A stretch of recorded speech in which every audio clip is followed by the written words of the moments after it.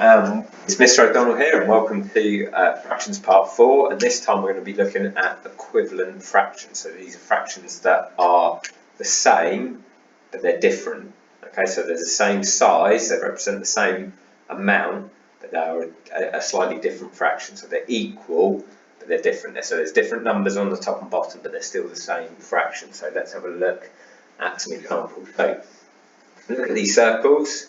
What's the same? What's different? So each circle is the same size, okay, but they're split into different amounts. But if we colour some of the circles, what fraction am I shading in here?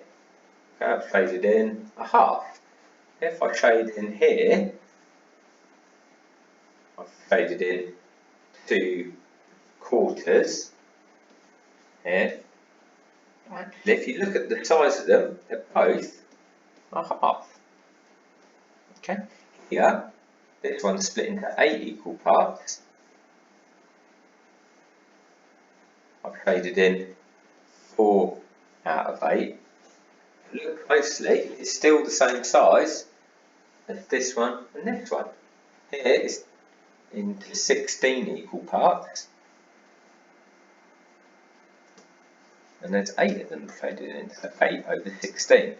What you hopefully can see is the denominator is double the numerator. So the bottom number is double the top number, or the top number is half the denominator.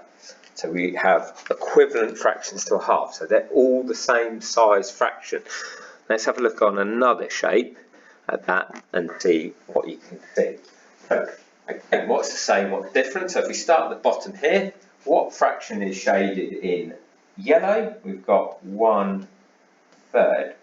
Look above it, we've got divided into 1, 2, 3, 4, 5, 6 equal parts.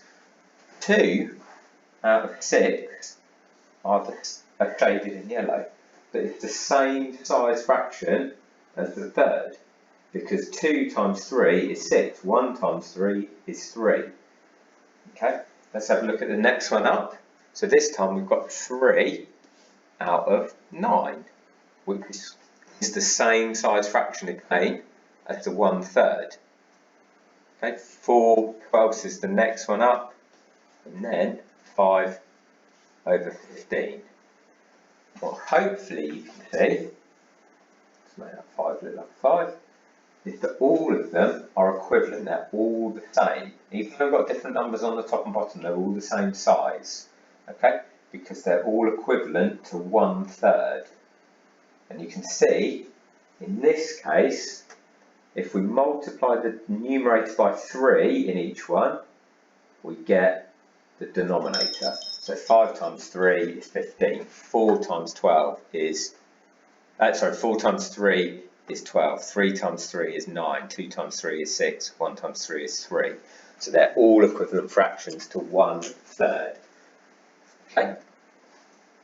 Here we've got fractions equivalent to 3/4. So 3/4 of each fraction block is shaded in yellow. So we've got 3/4 here at the bottom. We've got here 6 over 8. We've got here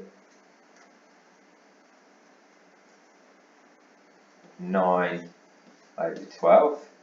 I wonder if you can work out the next two. I'll give you a moment to do that and see if you can spot any patterns that you might see. So this time we've got 12 over 16, and then lastly we've got 15 over 20. Okay, so you might have spotted that the denominator's going up in 4s and the numerator's going up in 3s in our pattern. And they're all equivalent to 3/4. Now we've got to look at the relationship between the numerator and denominator. If the numerator is half the denominator, or the denominator is double the numerator, we have an equivalent fraction to a half. If the numerator is 4 times smaller than the denominator, or the denominator is 4 times larger than the numerator, we have equivalent to 1/4. the numerator is 10 times smaller than the denominator, or the denominator is 10 times larger than the numerator, that's equivalent to 1/10. So that's something like 70 over 700. That would be equivalent to 1/10, because 700 is 10 times bigger than 70. I wonder if you can think of the rules for a fifth, a third, and a sixth. And then, if you know your times table, equivalent fractions become so much simpler.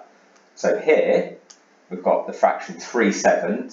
So to work out equivalent fractions, if I highlight all the numbers in the 3 times table here, and all the numbers in the 7 times table, here we've got 3 over 7, 6 over 14, 9 over 21, 12 over 28, 15 over 35, 18 over 42, 21 over 49, 24 over 56, 27 over 63, and 30 over 70. So if you know your times tables, you can picture that times table wall in your head, and you can see it. So for example, if I do 3 times 10 and 7 times 10, I get the equivalent fraction 30 over 70.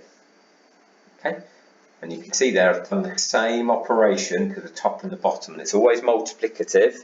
So by that we mean it's multiplication or division, so we're keeping the same ratio of the numbers to do that. So a really, really important rule when we're finding equivalent fractions is whatever you do to the top, you must do to the bottom, and vice versa.